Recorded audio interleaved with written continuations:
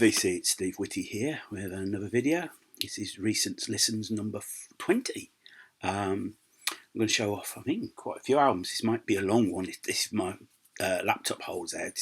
I'm having a bit of issues with it resetting or restarting when I'm doing something on it. I've fortunately got an iPad, and as I said in the last video, I'm going to have to look at another way of recording. So any suggestions would be greatly appreciated, how you guys record your VC videos.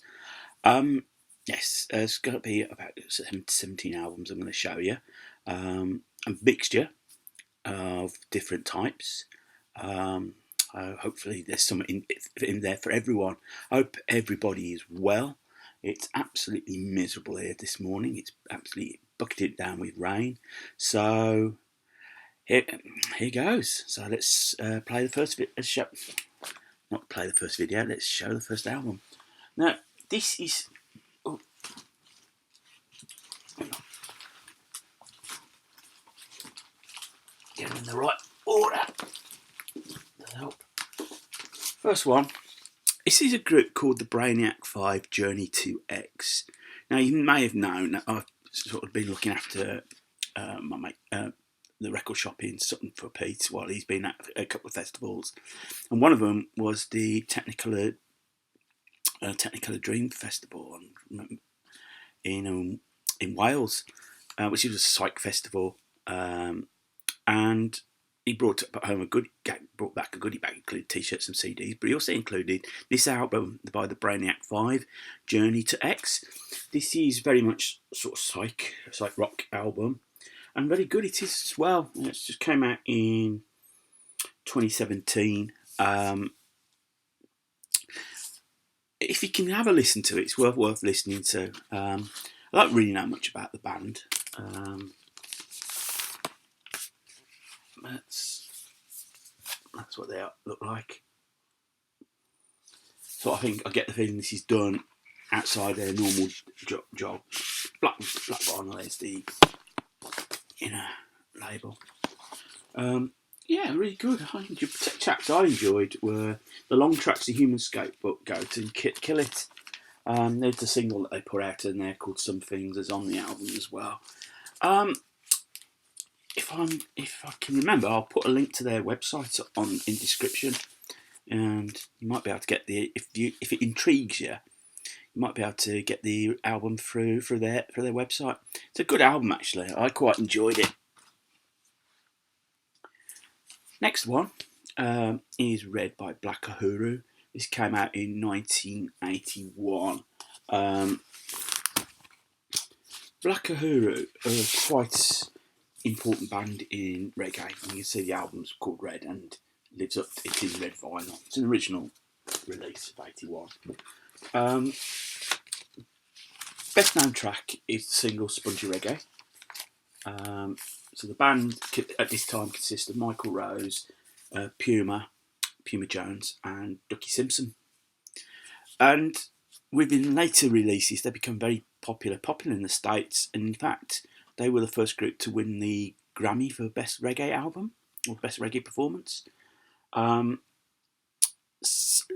It's got Sly and Robbie produced this, and it's all out, and obviously provide the rhythm section on this as well. It's a really gorgeous album. Black Uhuru is still going. I think it's Ducky Simpson that is the only member of probably the best known lineup left in the band. Puma Jones sadly passed away, I think, in the 1990s. He died of cancer. Michael Rose, I think, has gone on and done his own bit after leaving the band. But it's well worth checking out. It's a great reggae album, this is. Something a bit more different. This is Green Onions, Booker T and the MGs. Not in the greatest of states. I think this is a reissue. I don't think it's an original. Though it says it's in mono. It's on the London, when Stax was licensed through the London label. Obviously you got Green Onions on there. That's probably what sort of attracted me to it. I'm trying to think when this album originally came out. It's got a version of Twisted Shouts on here. Mo Onion's Stranger on the Shore, Acapulco song, which was a big hit for him in the UK and in the States as well. Those are probably the best known tracks on here. Like the albums of that time. Got your liner notes were actually on the cover. Yeah, really good album. Really pleased to have that. The best of CCS. Now, CCS was a bit of a group sort of put together. John Cameron did all the arrangements on here, and it featured on vocals Alexis Corner. You got Herbie Flowers on bass. Well, I'm sorry, Alexis Corner shared vocals with Peter Forup as well. This is sort of like a sort of sessions band, but they did come from very popular CCS, and their version, they had two big hits. First one was their version of A Whole Lot of Love, which was used as the theme for Top the Pops in the UK. And it really sounded really heavy guitar. In fact, it was that was the version of A Whole Lot of Love I knew. So when I finally got around to listening to Led Zeppelin's in comparison, it was sort of like, oh, this is a better sounds a bit weedy. So I knew that from my youth. And then the other one, Tap Turns on the Water, that was another hit for them in '71. I do a version of Satisfaction on here. And it's really good. It's a really good album. Pete at the Shops said that they were really good. Really good. And I sort of took a plunge on this best of. And yeah, some really good songs on there. I'm going to show 3 albums by him. Isaac Hayes. This is Hot Buttered Soul. This is a reissue. Sort of classic album of his. You have to forgive the glare. Let me got the light on because it's so dark outside at the moment. Got his version of Walk On By, and then by the time to get to Phoenix, what he does, he sort of, I want to say rap, but he's sort of like his spoken word bit, which is sort of almost classic. Only 4 songs on here. The rhythm section features the bar keys. It's got Al Bell produced it. So really good album there. And in the same time, I managed to pick up a copy of Black Moses. Now this is definitely a reissue because this cover is just a gatefold; it don't fold out. No,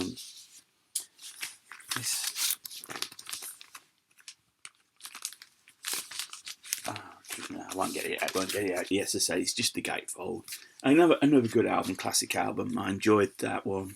And then the final album, Joy, I picked up in this batch of Isaac Hayes. Again, it's just a shorter album. Joy, I Love You, That's All. A Man Will Be a Man. The Feeling Keeps Coming. I'm Gonna Make It Without You. This came out in '73, and I think this is an original.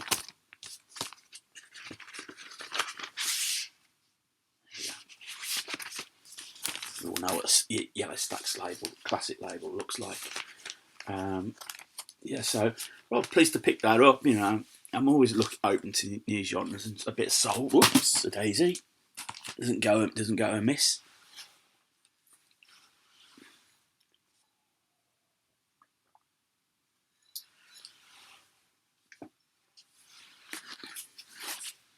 Changing the track again, this is John Cougar Mellencamp's album. This came out, I believe, in 1984. Now, in the States, this came out in a different cover. I think it's John Mellencamp standing against a sort of like a sort of maroon background. I picked it up because I do like Mellencamp. Crumbling Down, Pink Houses, Authority Song, Warmer Place to Sleep, Jackie O Plays Guitar, Serious Business, Loving Mother for You, Golden Gates. It's not bad. Not one of his better albums. I don't think he's up there with Lonesome Jubilee and the like, but I enjoyed it. Joni, Ladies of the Canyon, sort of like a real classic album. I really should have got my book out where it said when it was released. 1969. There you go. The gatefold. The lyrics there. Morning, Morgantown, Ladies of the Canyon, Willie, Big Yellow Taxi, Woodstock, some of the songs on there. Obviously, we all know she wrote Woodstock, even though she didn't actually play there. She was going to go there, but the record company said, no, you're not going. And rather than miffed, she just wrote it based on what she saw on television, what people had said. Obviously, Crosby, Stills and Nash did a cover of the version of it. And probably the most famous version in the UK is Matthew's Southern Comfort, which went to number one, was a number one single for him. So, yeah, classic album. Great. Can't go wrong with a bit of Joni Mitchell. Changing it again, Ohio Players Gold. This is a comp from 1976. Probably everyone knows if Ohio Players love Roller Coaster, which Red Hot Chili Peppers did for the Beavis and Butthead film. I'll be careful. I've got to be careful what I show with this. Yeah, there you go. Yes, the covers. This is quite a tame Ohio Players cover, actually, in comparison to some of the other albums. It was a good introduction for me to the band. I was aware of them, and obviously knew Love Roller Coaster. But it's things like Feel the Beat, I Want to Be Free, Fop, Far East Mississippi, Skin Tight Fire, Sweet Sticky Thing, Jive Turkey, Only a Child Can Love, Who Should Coo. I think it might, if I see any more, I'll certainly I'll have a look and maybe partake in purchasing. Prince and the Revolution, Purple Rain, an original issue. No, is it original? It was a barcode in 1984. I'm not sure. It's certainly not one of the last couple of years reissues. Classic album, breakthrough album for Prince in the UK. I know he'd been popular with 1999. He gradually built his audience, but it was the first time he had hit singles. When Doves Cry, the title track, Purple Rain, Let's Go Crazy. I'll Die For You, another great song. I think this album caused a stink. I think the song Darling Nikki, there's a line about masturbating by the machine, and I think it might have been that caused the rise of the PMRC, which who were out to try and save us from us all, and through them he had the explicit lyrics sign that came for parental guidance, explicit lyrics warning, I think. The film itself, I've only seen it once. I think once was all I needed to see the film. Just corny.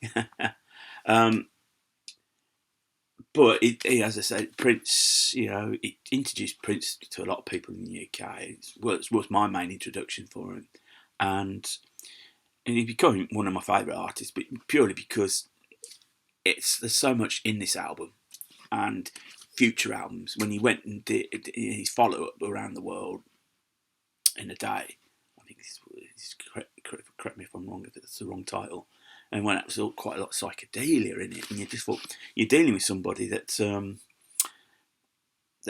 does it on his own terms. So that was really pleasing, and I'm pleased to say that I've now got a copy of this. It's a great album. Film, not so great. It's a bit corny, but yeah.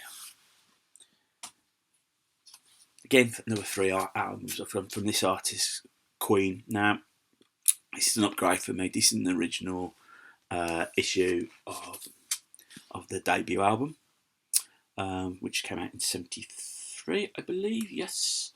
There are a lot of people out there that think this is as good as what Queen got. Those that are into the rock, they didn't quite go with the when they sort of developed the hit singles or the more popular vein, and there is a lot of promise in this album. There's some good songs on there. Keep Yourself Alive is a good single. Liar is the best track on this album by far.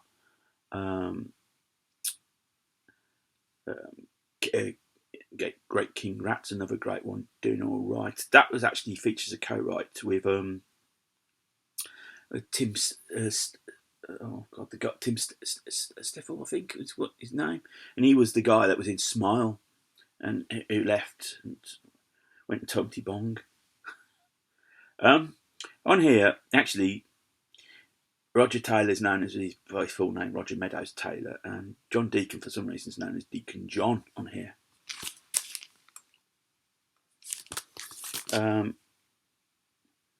Yes, I think you could see the promise in that album. I think that is fair to say. Next, I moved on to more the 80s, A Kind of Magic, which came out in 86, and really it come back on the back of really the successful appearance at Live Aid. There you go.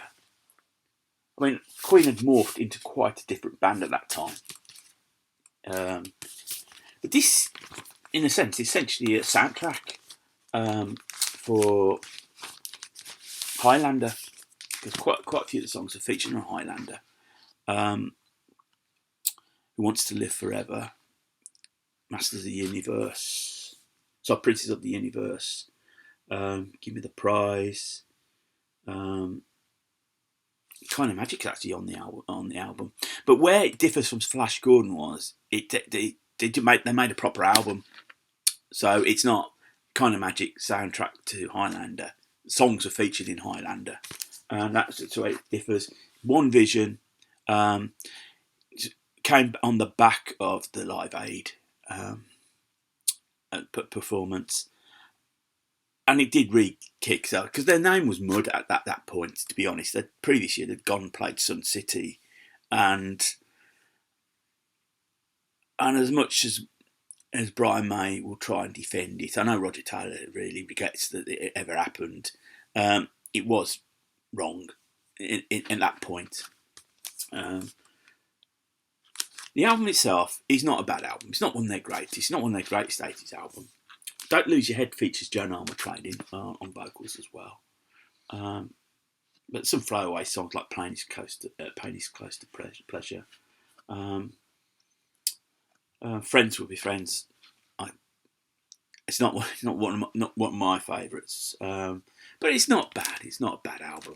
I could say, bad Queen albums usually better than quite a few albums out there. Let's have a quick slurp again.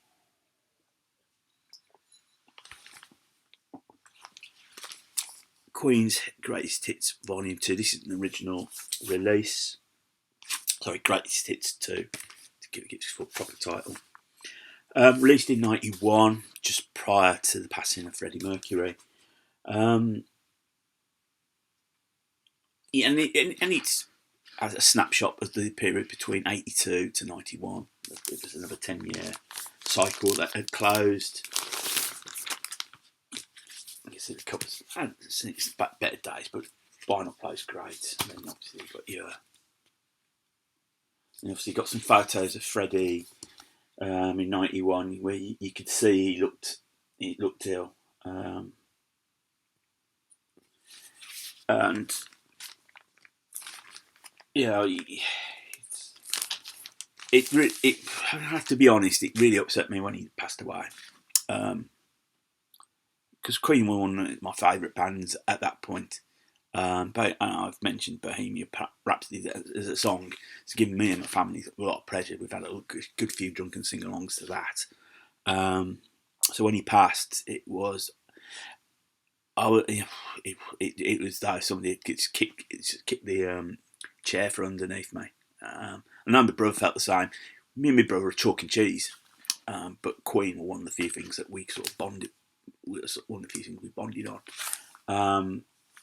So this is a good. I mean, I'm glad I got this. I didn't really want to pay about £30 for a reissue. Not long to go, they say.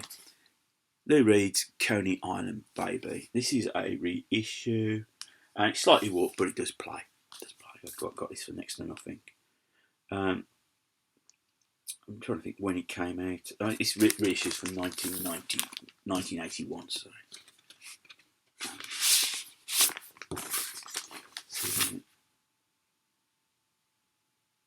1976 was when it first came out. This is quite an accessible Lou Reed album.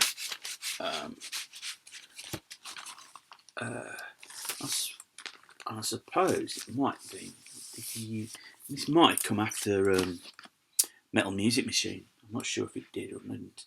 But you got 8 songs on here: Crazy Feeling, Charlie's Girl, She's My Best Friend, Kicks, A Gift, Ooh Baby, Nobody's Business, Coney Island Baby. It's a co-production with Lou Reed with Jeffrey Diamond. This is not a bad album. I actually enjoyed this. Very pleasant. Some good tunes on there. And then the final album I'm going to show you is Steely Dan's Gaucho. This came out in 1980, and this was sort of like their final album before they sort of like broke up for nearly 20 years, I think, before they got back together again. All drugs and other issues came up. I think Mark Knopfler plays on here.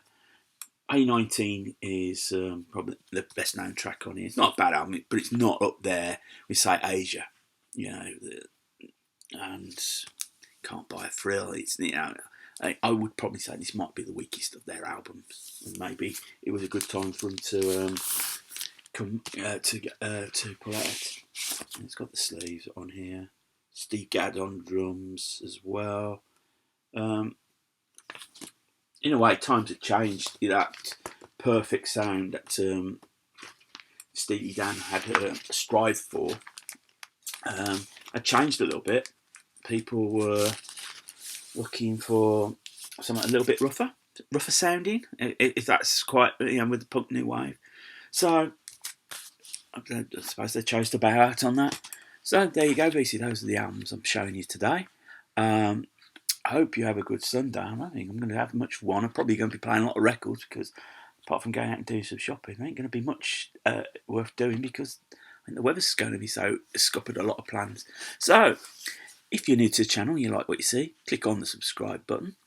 Thumbs up, thumbs down. Love the interaction. Feel free to comment. I will get back to you. And thank you for those that commented on the previous videos. I do appreciate it. I do appreciate that people take time out to watch. I know I have difficulty watching sometimes because there's a whole lot of good content out there. So whatever you do, enjoy your Sunday. Enjoy the rest of your week. Until the next time, VC, take care of yourselves. Keep spinning. More importantly, keep smiling.